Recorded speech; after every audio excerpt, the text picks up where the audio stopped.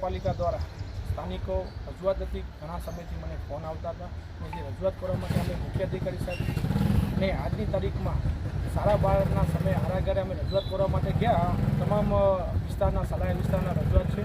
જે રજૂઆત હતી એના સંદર્ભે અમે રજૂઆત કરતા હતા ત્યારે અમના જેના સાહેબના પટાવાળા બારે અમને કીધું કે મુલાકાત કરવા માટે નહીં મળે. તો એ લોકો મને રજૂઆત કરી, વાત કરી. તો સાહેબને જે પટાવાળા ભાઈ હતા એમને રજૂઆત કરી કે અમે ભાઈ લેખિતમાં અમે આપો, શું કામ નહીં મળે.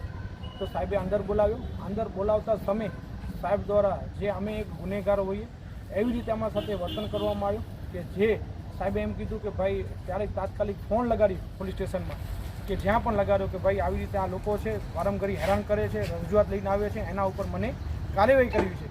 તો માંડવી નગરપાલિકાના જનતા છે, રજૂઆત ગટરની હશે, સફાઈની હશે કે પાણીની હશે તો રજૂઆત કરવા માટે નગરપાલિકા જશે, નહીં પોલીસ સ્ટેશન અમે જઈએ.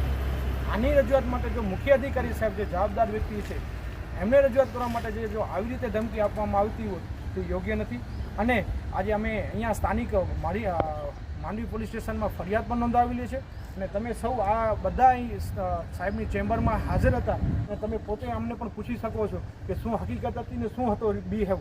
કેમ કે એનો કારણ કે આ લોકોની રજૂઆત હતી કે તહેવારોના દિવસો આવી રહ્યા છે અને ઘરના આંગણાઓમાં ગટરનું પ્રમાણ, રોડ રસ્તા ઉપર ગટરનું પ્રમાણ, સફાઈ, કચરા, એની રજૂઆત માટે જો પોલીસ સ્ટેશન નગરપાલિકામાં જતા હોઈએ, જો ન સાંભળવામાં આવતું હોય અને મુખ્ય અધિકારી સાહેબ દ્વારા જો ધમકી આપવામાં આવતી હોય તો તદ્દન બહુ ખોટું કહેવાય.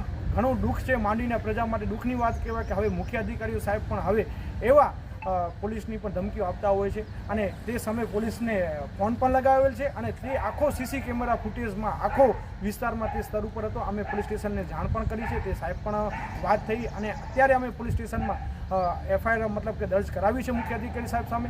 અને મારો કહેવાનો મતલબ એટલું છે કે આવી રીતે માંડવીની જનતા જો નગરપાલિકામાં પોતાના પ્રશ્નો લઈને જશે તો શું અમને આવી રીતે ધમકી આપવામાં આવશે? ઘણી ખરાબજનક વાત કહેવાય મુખ્ય અધિકારી માંડવી નગરપાલિકાના, હું માનું છું. અને આ લોકોની પણ રજૂઆત સાંભળો શું હતી અને શું હતો પ્રશ્ન તમારો?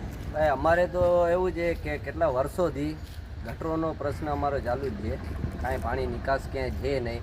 ગટરો બનાવી ગયા છે તો એનો ક્યારે મોટર ચાલુ થાય છે કે નથી થતી એ અમને કાંઈ ખબર છે નહીં. પછી પ્લસમાં સવારે ખાલી અડધી કલાક વરસાદ પડે ને તો આખો ગટરનો પાણી અમારા આખા ભરિયામાં હોય છે, રોડમાં હોય છે. અમારા છોકરા નથી હાલી શકતા. પ્લસમાં અમારે જ્યારે જોઈએ તો મચ્છર થાય છે.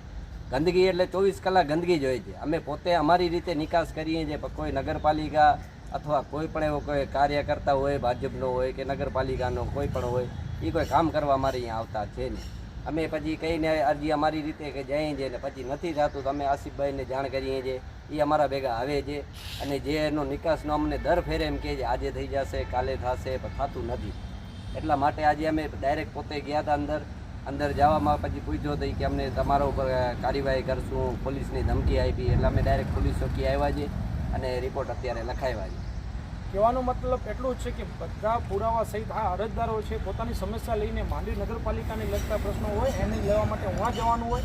સાહેબ, કલેક્ટર સાહેબ તમારા પાસે રિક્વેસ્ટ છે અને ખાસ કરી માંડવી પોલીસ સ્ટેશન દ્વારા એમના ઉપર જે કલમ બનતી હોય, જો અરજદારને આવી રીતે જો વર્તાવ કરવામાં આવતું અને ધમકી દેવામાં આવતું હોય એ બહુ દુઃખદજનક વાત કહેવાય.